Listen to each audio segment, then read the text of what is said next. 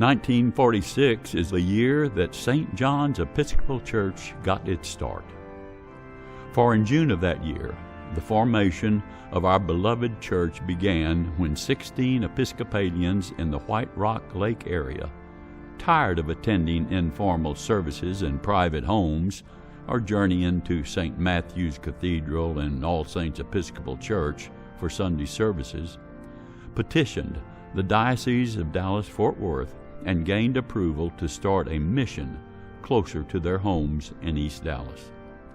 Of the 16 original petitioners, only Mrs. Marion Harris's children are with us today, Arch Jr., Ann, and Sarah, all considered the first family of St. John's Episcopal Church.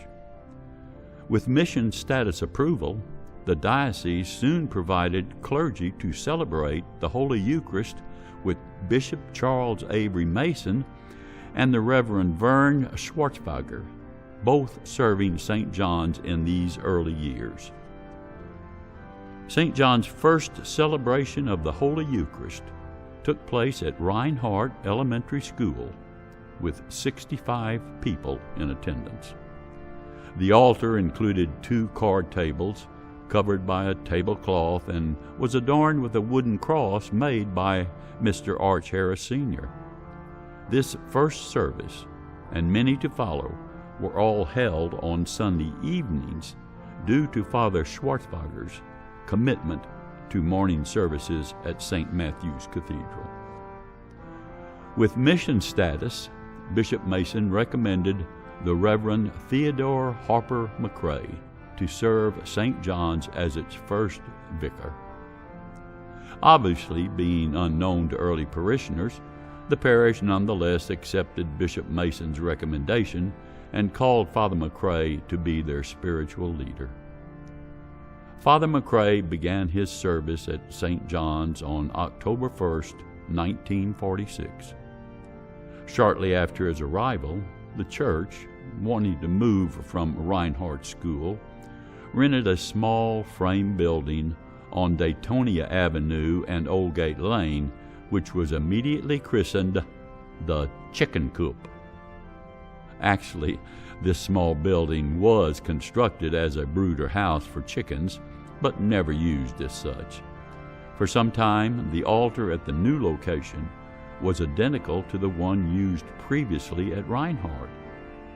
Folding chairs provided the seating in this memorable location of St. John's.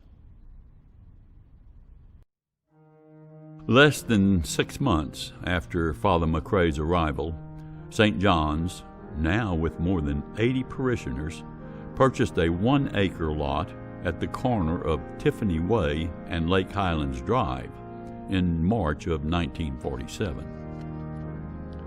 4 months later, in July, plans were announced for the building of a Spanish mission-style church made possible by a 2% loan from the diocese. An initial cost of $20,000 was budgeted for the first unit of the new church, which would provide nave seating for 100. During the construction phase, St. John's evolved from its mission status to a parish. The new church was dedicated on September 15, 1948, and a month later, the first choir was organized.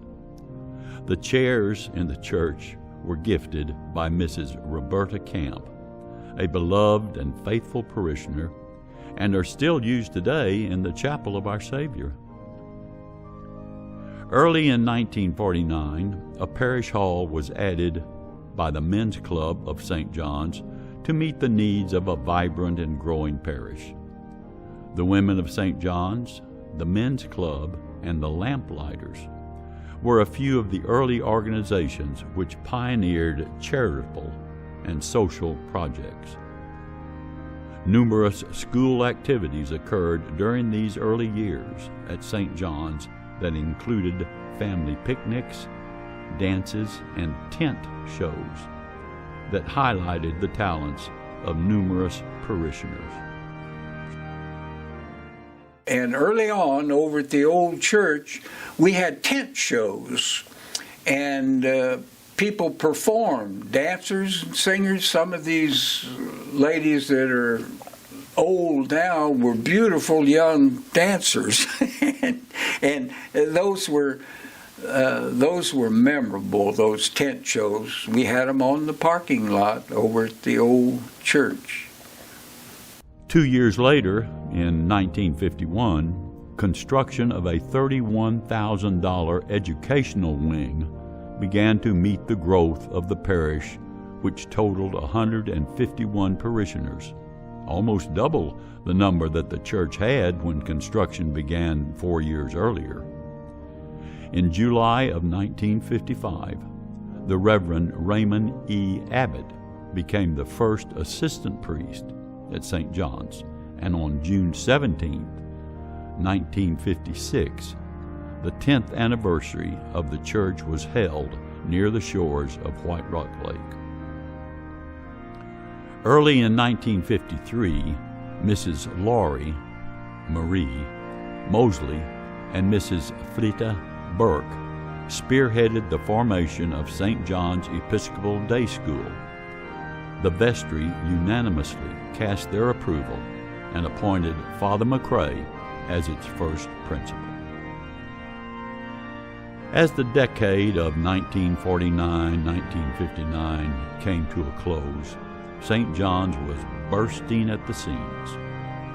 A larger place of worship was a key need to sustain the growth the parish had enjoyed since its formation. The amount of land on Tiffany Way would not permit such necessary expansion. Therefore, plans for moving to a new location began to form.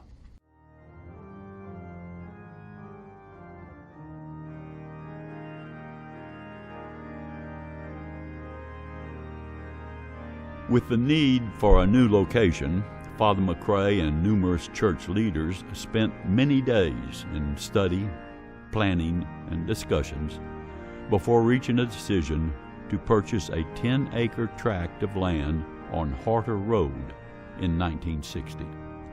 The land was purchased from the Harter family for $30,000. Groundbreaking for the current church was held on the Feast of St. John the Baptist, June 24, 1961. Construction of the new church, designed by renowned architects O'Neill Ford and Arch B. Swank, Jr., began in May 1962.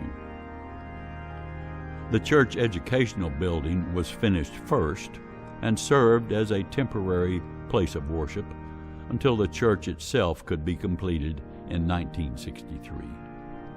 Unfortunately, Father McCrae was unable to continue his ministry at St. John's in the new church he had envisioned and worked tirelessly to complete, due to his election as suffragan bishop of the Diocese of Dallas in October 1962. Following Bishop McCrae's departure, a search committee was formed to secure a new rector. A call was extended and accepted by the Reverend Eugene G. Malcolm of Kansas City, the second rector of St. John's. Father Malcolm assumed the role of rector at the annual parish meeting in 1963 under trying circumstances.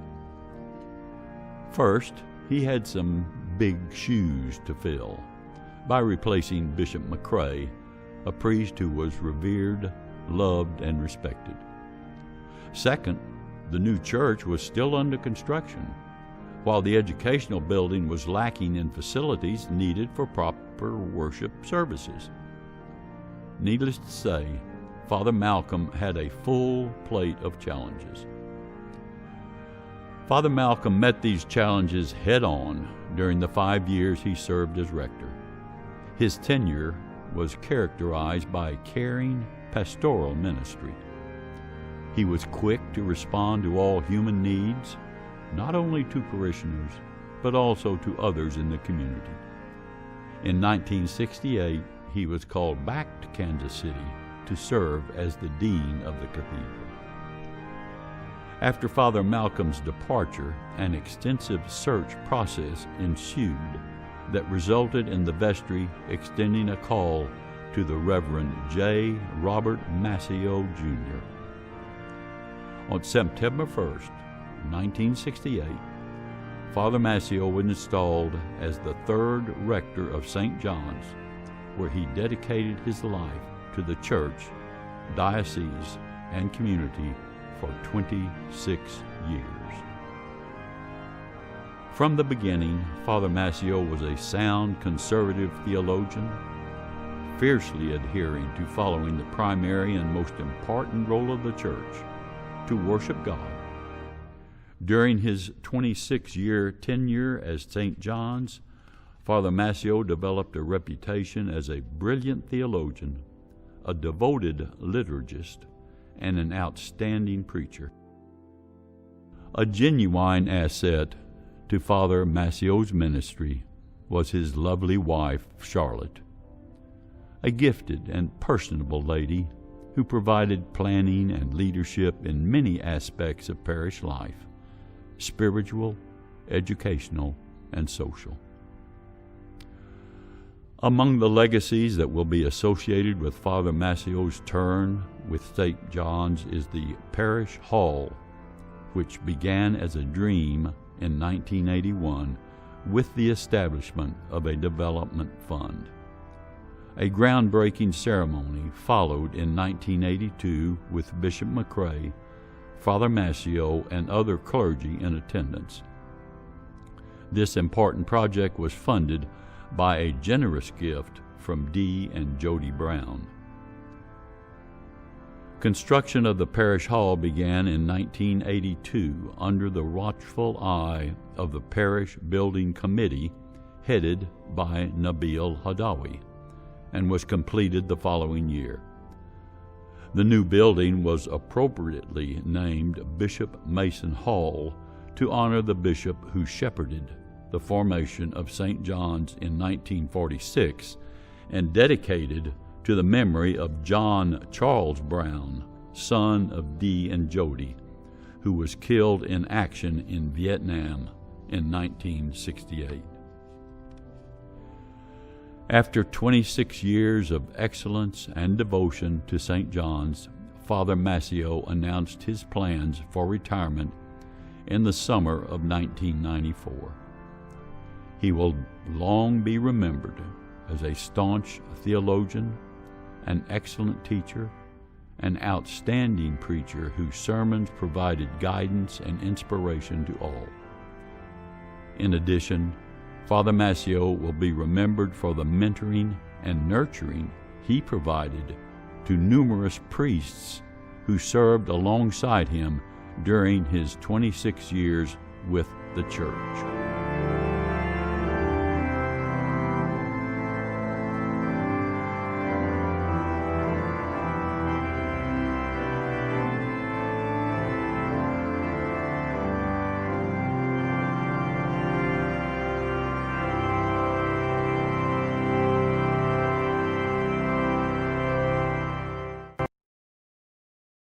After Father Mascio's retirement on January 1, 1995, a lengthy 8-month search process occurred to find his successor. Shortly after Easter 1995, a call was extended to the Very Reverend Nelson Wayne Koshesky, Jr., then Dean of the Cathedral of St. Luke and St. Paul in Charleston, South Carolina, to serve as the fourth rector of St. John's. Dean Koshesky was instituted by the Right Reverend James Monty Stanton, 6th Bishop of Dallas, in an evening ceremony at St. John's on August 22, 1995. Father Koshesky served St. John's 5 years, where he established himself as a gifted and resourceful teacher. Following the departure of Father Koshesky, the vestry called the Reverend Terrence Jordan to serve as the 5th rector of St. John's in 2000. Father Jordan was no stranger to St. John's by virtue of the fact that he served as priest in charge for the church after the retirement of Father Mascio in 1995, and later as an assistant priest during the Father Koszewski era. During his 6-year tenure as rector, Father Jordan was well received by the parish by virtue of his friendly demeanor, strong spiritual leadership, and his teaching ability. In addition to his teaching skill, Father Jordan oversaw countless major improvements in the campus as the 5th rector. A new lower school building was constructed for St. John's Episcopal School. New parish offices were built. The Aeolian Skinner organ was purchased from the Juilliard School of Music in New York, and the Undercroft was dramatically renovated to provide first-rate Christian education classrooms and a rehearsal space for the choir. Father Jordan will always be remembered as a consummate pastor who cared for every member of the church. On June 24, 2006, St. John's welcomed the Reverend David S. Houck as its 6th rector. Over the last 10 years, Father Houck has focused on numerous aspects of parish ministry. The growth of the parish, our relationship with the school, our outstanding Christian education and music programs, and our beautiful form of worshiping God in the beauty of our Anglican tradition. 4 key parts of the puzzle that distinguish who we are at St. John's. So, there you have it. 70 years of history at St. John's Episcopal Church. From our modest beginnings at an elementary school to our beautiful church today on Harder Road. From a mission started by 16 parishioners to a parish today with hundreds of faithful, dedicated souls. From Father McRae to Father Houck and all the outstanding spiritual leaders that have led us down this amazing path. It truly has been a remarkable 70 years. As we celebrate 70 years of St. John's history, I want to invite you to be part of this great parish for the next 70 years. If you've been here a while, thank you. Thank you for all the ways you have loved and served the Lord in this place. If you're new, dive in. This parish has so much to offer. St. John's is a great place to make friends and to raise a family, to worship in a way that inspires, to grow in your knowledge and love of the Lord, and to serve a world in need with the gifts that God has given you and the desire you have to make a difference. God bless you, and may God bless St. John's over our next 70 years of mission and ministry as we seek to serve Him, as we seek to proclaim the gospel and bring glory to His name.